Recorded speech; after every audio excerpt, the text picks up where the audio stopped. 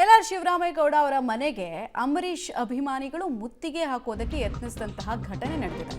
Rebel star Ambareesh ಬಗ್ಗೆ ಅವಹೇಳನಕಾರಿ ಹೇಳಿಕೆ ಕೊಟ್ಟ ವಿಚಾರಕ್ಕೆ ಸಂಬಂಧಪಟ್ಟಂತೆ ಮಾಜಿ ಸಂಸದ ಎಲ್.ಆರ್. ಶಿವರಾಮೇಗೌಡ ಮನೆಗೆ ಮುತ್ತಿಗೆ ಹಾಕೋದಕ್ಕೆ ಯತ್ನಿಸಿದ್ದಾರೆ. ಪದ್ಮನಾಭ ನಗರದಲ್ಲಿರುವಂತಹ ಎಲ್.ಆರ್. ಶಿವರಾಮೇಗೌಡ ನಿವಾಸ. ಅಂಬರೀಷ್ ಅಭಿಮಾನಿಗಳು ಬಂದು ಆಕ್ರೋಶವನ್ನು ವ್ಯಕ್ತಪಡಿಸಿದ್ರು ಮತ್ತು ಪದಗಳ ಬಳಕೆ ಸರಿಯಾಗಿಲ್ಲ ಅನ್ನೋದನ್ನ ತಿಳಿಸಿದ್ರು.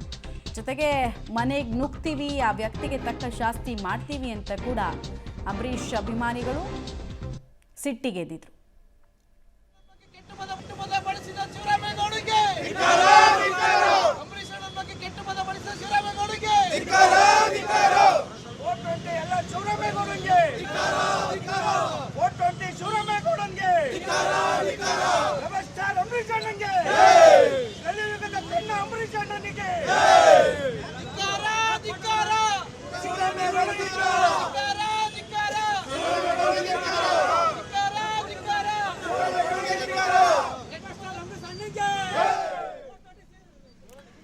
ಈಗಾಗಲೇ ಅಂಬಿ ಅಭಿಮಾನಿಗಳು ಯಾವ ರೀತಿಯಲ್ಲಿ ಪ್ರತಿಭಟನೆಯನ್ನು ಮಾಡ್ತಿದ್ದಾರೆ ಅನ್ನೋದನ್ನ ನೋಡ್ತಾ ಇದ್ದೀರಾ. ಎಲ್.ಆರ್. ಶಿವರಾಮೇಗೌಡ ಬಳಸಿದಂತಹ ಪದ ಅಸಂವಿಧಾನಿಕ, ಅದರ ವಿರುದ್ಧ ಸಿಡಿದೆದ್ದಿದ್ದಾರೆ ಅಂಬರೀಷ್ ಅಭಿಮಾನಿಗಳು. ಜೊತೆಗೆ ಆ ವ್ಯಕ್ತಿಗೆ ತಕ್ಕ ಶಾಸ್ತಿ ಆಗಬೇಕು ಅಂತ ಕೂಡ ಆಗ್ರಹಿಸ್ತಾ ಇದ್ದಾರೆ.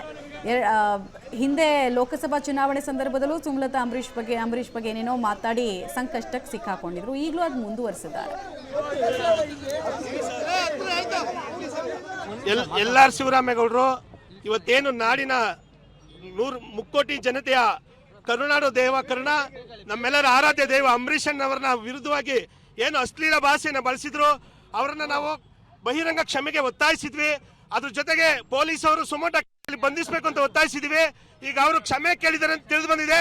ಅವ್ರನ್ನ ಕೂಡಲೇ ಬಂಧಿಸಬೇಕು, ಅವ್ರ ಕಾನೂನು ರೀತಿ ಅವ್ರ ಮೇಲೆ ಕ್ರಮ ಆಗಬೇಕು ಅನ್ನೋದು ನಮ್ಮ ಒತ್ತಾಯ, ಅಂಬರೀಷ್ ಅಭಿಮಾನಿಗಳ ಒತ್ತಾಯ ಆಗಿದೆ.